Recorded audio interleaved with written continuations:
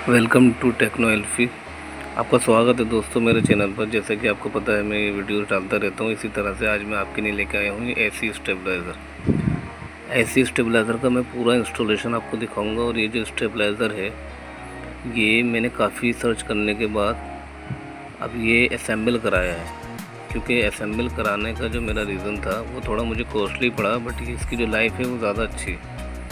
अब इसको आप देख सकते हो, इसके पीछे का व्यू है, ये आगे से है और ये मैं अभी दिखाता हूँ आपको साइड से भी। इस तरह का होता है, ये पूरा बंद होता है, बस इसके अंदर एक ही होता है ऑप्शन, एक इनपुट होता है एक आउटपुट होता है।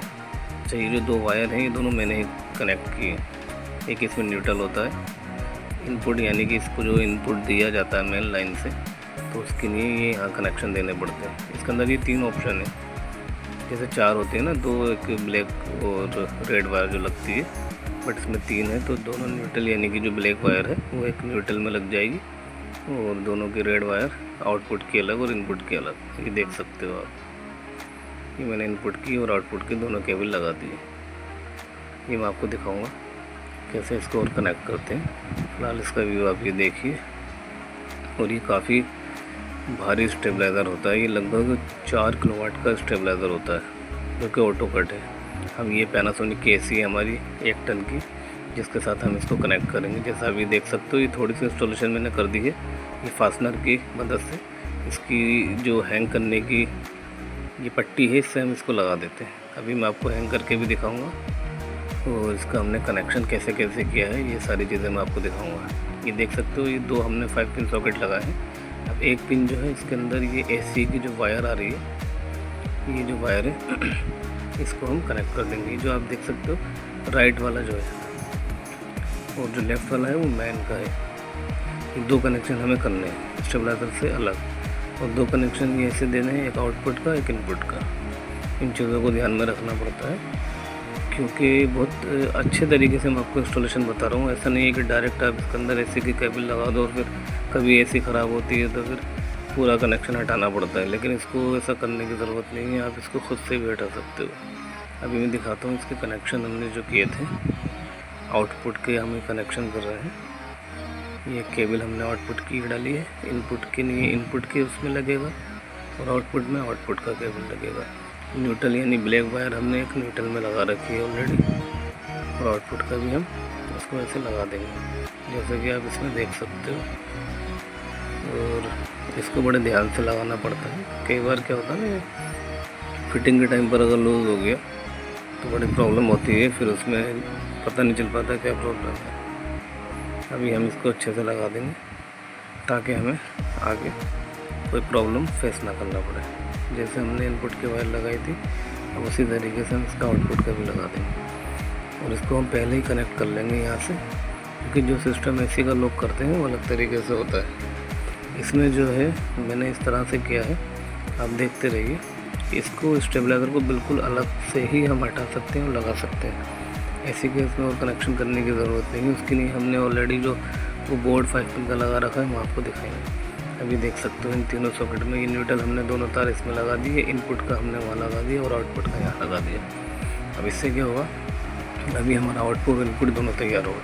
अच्छा, हमने जो ये पट्टी लगा रखी थी फास्टनर लगा के, हम उसके अंदर इसको हैंग कर देंगे और यहाँ से इसके अंदर ही ईज़िली ये लटक जाएगा। जैसा कि आप देख सकते हो, ये हमने इसका सिस्टम पूरा यहाँ किया है। जब बाकी का हम आपको पूरा दिखाएंगे कैसे कैसे हम कनेक्शन कर रहे हैं। ये इसका डिस्प्ले है और ये एक एसी की जो वायर आ रही है इसको मैं आपको दिखाता हूँ। हमने ये 5 पिन के दो बोर्ड अलग अलग लगाए हैं, अलग अलग भी लगा सकते हो। एक हमने सिंपल वाला लगा दिया जिसमें दोनों एक साथ में ही, बट हमें ध्यान रखना है कि हमें एसी का प्लग कहाँ लगाना है और ये मेन का जो एक कनेक्शन है ये कहाँ लगाना है। जहाँ से भी आपको मेन लाइन देनी है आप उसे दे सकते हैं। ये तो हमने अभी टेम्परेरी सेट करने के लिए यहाँ लगा दी है, बट इसकी फ़िटिंग दोबारा कराएंगे। आप ये देखिए अभी स्टेबलाइज़र की फ़िटिंग कैसे करता हूँ। हमने कनेक्शन वहाँ दिया था, इनपुट और आउटपुट का हमें ध्यान रखना है कैसे कैसे हमें कनेक्शन करना है। सबसे पहले जो मेन लाइन है यानी एसी का कनेक्शन है, तो उसके अंदर हम ये आउटपुट का प्लग लगा देंगे। देखो समझ में आ रहा है आपको? हाँ, ये जो हमने प्लग लगाया है आउटपुट का, और ये वाला लगाया हमने इनपुट, यानी कि जो हमें इसको इनपुट देना है। आउटपुट यहाँ दिया है, इसको आउटपुट में पहले लगा देंगे एसी वाले में, और ये जो इनपुट का है इसको लगाएंगे मेन लाइन में, क्योंकि मेन के लिए हमने एक 5 पिन सॉकेट लगाया और एक 5 पिन सॉकेट हमने लगाया था एसी के लिए। अब एसी वाले में हमने आउटपुट दे दिया और जो मेन लाइन है उसमें इनपुट दे देंगे। ये हमें ध्यान रखना है कि आपका कहाँ पर लगा हुआ है। आप चाहे तो इसे मार्कर से यहाँ लिख भी सकते हैं ताकि आसानी से याद भी रहे और प्रॉब्लम ना हो कभी। और उसके बाद जो एक हमारी सिर्फ मेन लाइन बची, देखिए अब इस मेन लाइन को हम सप्लाई दे देंगे। आपको जहाँ से भी देनी है बिल्कुल ईजिली ये स्टेबलाइज़र इंस्टॉल हो गया, इसमें कोई भी प्रॉब्लम नहीं है कनेक्शन करने की। मतलब एसी का हमें कोई तार नहीं छेड़ना, कुछ नहीं करना। हमने ऑलरेडी स्टेबलाइज़र में जो प्लग दिया था ये आउटपुट, इसको एसी में लगा दिया। जो एसी की वायर इस 5 पिन में है ऑलरेडी, और ये इनपुट है। इस इनपुट से स्टेबलाइज़र को करंट मिलेगा जो इनपुट में हमने लगाया था। देखिए बाकी जो ये मेन लाइन आ रही है उस मेन लाइन से इसे इनपुट मिल जाएगा स्टेबलाइज़र को, क्योंकि हमने वहाँ ऊपर ऑलरेडी सिस्टम पहले कर रखा है। ये देखिए इसमें जो इनपुट आ रहा है ना, तो ये मेन लाइन है पीछे हमारी, ये वाली।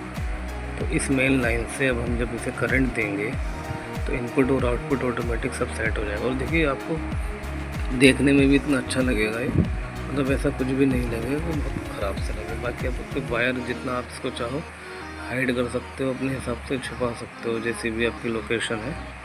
और ये देखिए हमारा ये हमने यहाँ कनेक्शन दे दिया इसको मेन को। अभी मैं आपको दिखाऊंगा इसको ऑन करने के बाद स्टेबलाइज़र में क्या होता है, कौन सी लाइट चलती है और क्या क्या इसका सिस्टम है। ये देखिए एसी यहाँ कनेक्ट है। अब हमें इसको ऑन करना है, क्योंकि जो हमने सेटिंग करी है सारी उसको हम आपको ऑन करके भी दिखाएंगे। ये देखिए यहाँ से हमने स्विच ऑन किया तो अब हमारे स्टेबलाइज़र में क्या हुआ, ये देखिए अभी जो डिस्प्ले दिखाई दे रही है इसके अंदर वोल्टेज आपको दिखाई देंगे। इनपुट आईपी मतलब इनपुट, और ऊपर एक ग्रीन लाइट है। ये ऑन करने के लगभग 30 सेकंड यानी कि आधा मिनट के बाद स्टार्ट होती है, क्योंकि ये जो ग्रीन लाइट है ना ये तब तक ब्लिंक करती रहती है जब तक ये अपने जो वोल्टेज है उसे सेट नहीं कर दे। अभी ग्रीन लाइट जो है जब प्रॉपर ग्रीन हो जाएगी ना, ब्लिंक करना बंद कर देगी, तो ये आउटपुट देगा एसी को। ये देखो यहाँ करंट आ गया, सिंपल बस। अब इसके अंदर आप देख सकते हो यहाँ डिस्प्ले में आउटपुट भी दिखाएगा और इनपुट भी। अब ये आ गया। अब इसको सिंपल रिमोट से एसी को अपने ऑन कर सकते हो। ये देखो हमने एसी ऑन कर दी, बस सिंपल तरीका है। ये देखिए कूलिंग इसमें स्टार्ट हो जाएगी।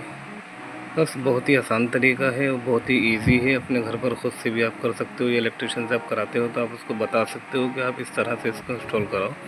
और ये कूलिंग स्टार्ट हो चुकी है। बिल्कुल सिंपल और आसान तरीका है इसको इंस्टॉल करने का। और आप जो मेरे चैनल पर नए आए हो प्लीज़ सब्सक्राइब भी कर दीजिए, इस तरह की वीडियोज़ और भी आती रहेंगी। थैंक यू फॉर वॉचिंग, धन्यवाद।